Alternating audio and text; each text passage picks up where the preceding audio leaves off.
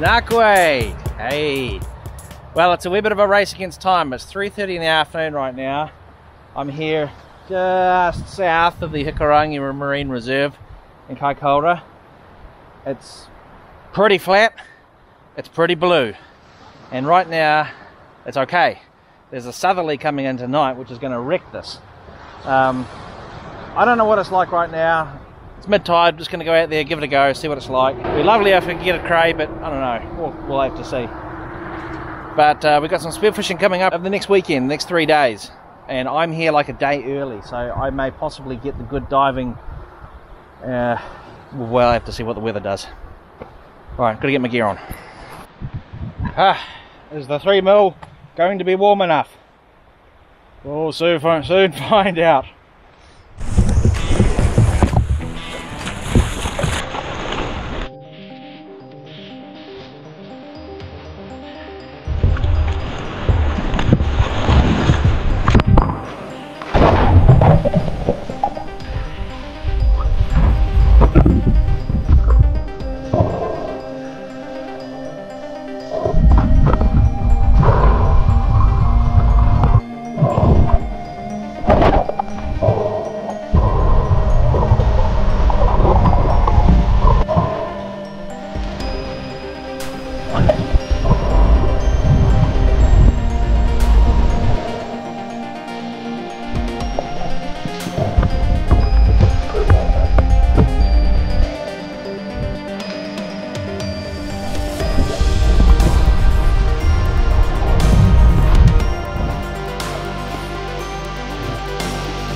This is my very first time ever in the water spearfishing, actually going into the water with a spear gun and actually having fish in front of me presenting themselves as targets that I can shoot.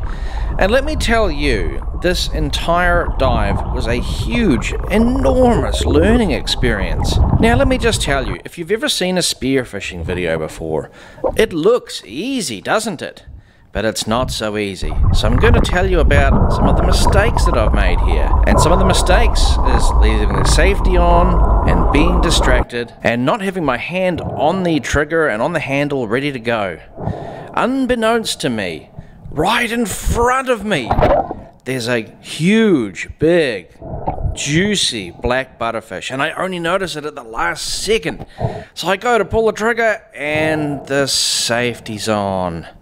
Oh, this must be the bane of every spear fisherman. Let's see the instant replay of that. Yeah, you can kind of hear my heart break in the video. So this is my very first time spearfishing, my induction into it, and this is going to be the first in a long string of failures you're going to see in this video. But the thing about failure is that failure is always a learning experience.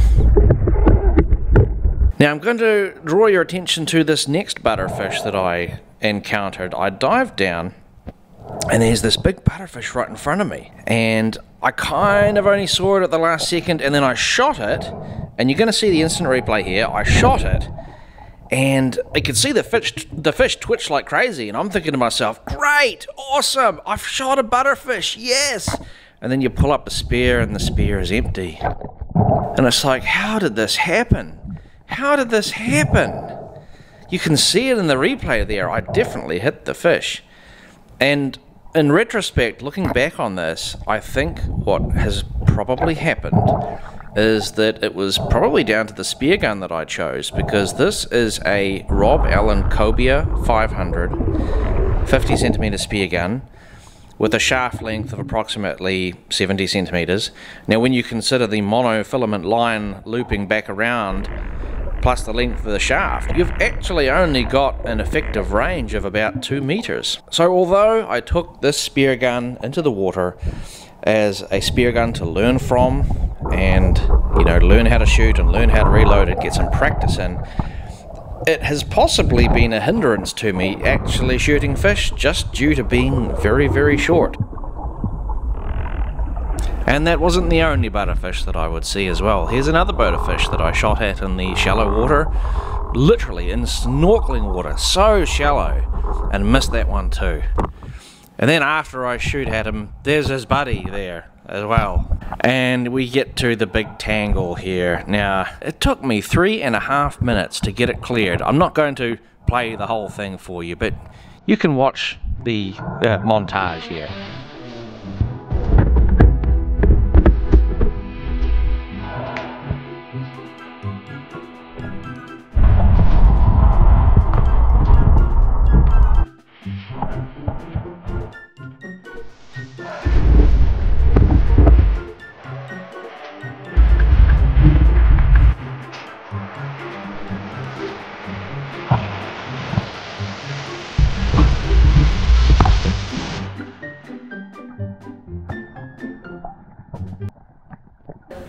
Eventually, I got it fixed. It took quite some time. Who would have thought that actually the wishbone on your spear gun can actually get tangled up in your shooting line?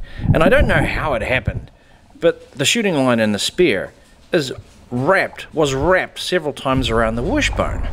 Oh. Anyway, let's dive down and have a look. And you'll see there on the snorkel on my mask that the float line has become tangled in my snorkel. I can feel that it's like this little annoyance that's tugging and tugging on my snorkel. I don't realize that it's there and that it's a problem.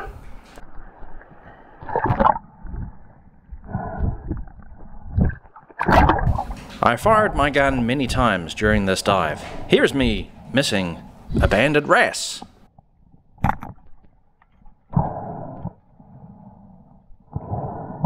That sure was a good shot, wasn't it? And here's me again, seeing and shooting at and missing a blue moki. Dive down into the crack and shoot and miss the blue moki.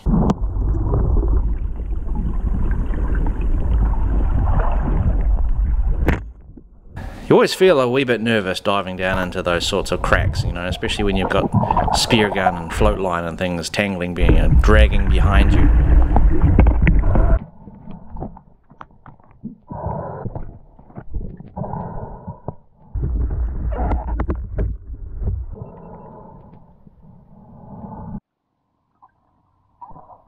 Something that took me by surprise was actually seeing my first octopus. I kind of wish that I'd gone down and just videoed him a little bit more. It's the first time I'd ever seen an octopus.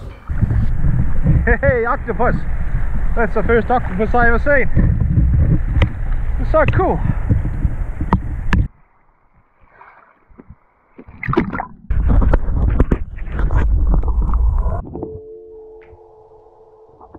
And there is also something to be said for using the correct float line, a proper float line, rather than just a piece of rope. I'm just using a piece of rope and it's getting tangled up in my legs. Tangled in the legs, so not that flash. So yeah, my advice, use a proper float line.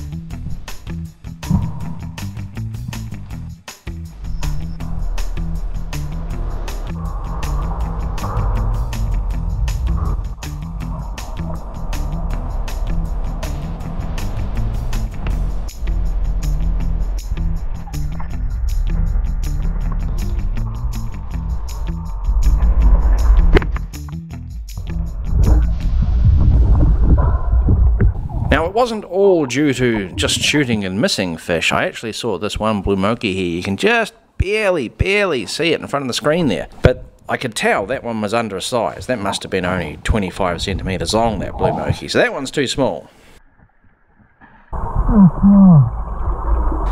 So yeah, just a little too small, so let that one go. And then right here, I could actually see this butterfish in the weed. You can barely catch it in the video because of how murky the water is, but I was watching this butterfish for about 30 seconds here, and I'm trying to get a shot at him, and he's just slinking away into the weed. And it's like, come back, butterfish, come back. I want to shoot you. You can see here I'm actually putting the sun to my back as well. I was actually mindful of this, and I was thinking about this because you've seen in other people's spearfishing videos, it's like one of the bits of advice is put the sun to your back so that it's harder for the fish to see you. And then bang, shooting at another butterfish, but off he goes.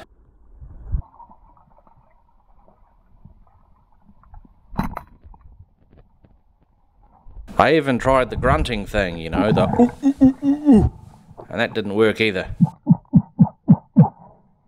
Now I wish I could tell you that this spearfishing video has a happy ending and everything's great, but if you think this has a happy ending, you haven't been paying attention.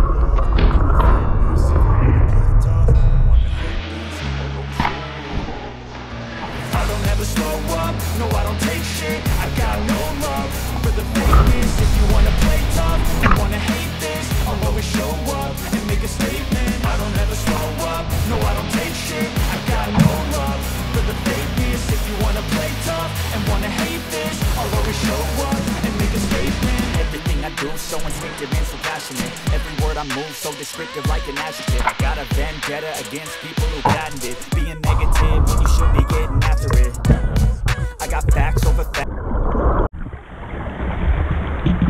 So did you ever see that Tom Hanks movie, Apollo 13?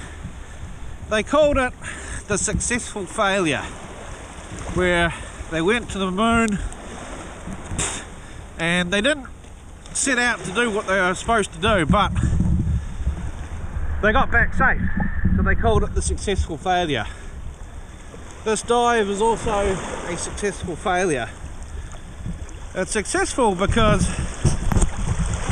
this is the first time that I've actually ever shot at fish with a spear gun. There's fish there, pow!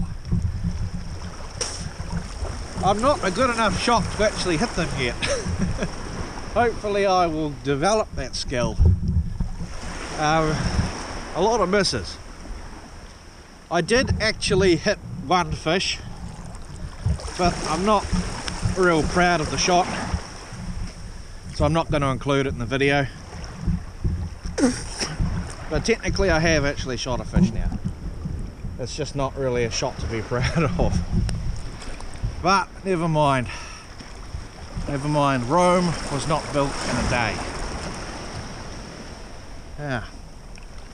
It's a big butterfish out there, but I'm just not quite skilled enough yet to shoot them.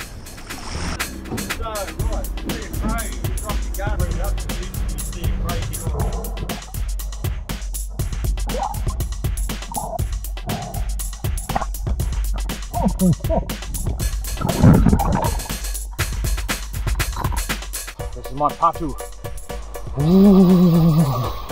$3.99 shoehorn from the warehouse. Helps to get the fins on and off. Hey, that's clever, isn't it? Yeah, you know it is.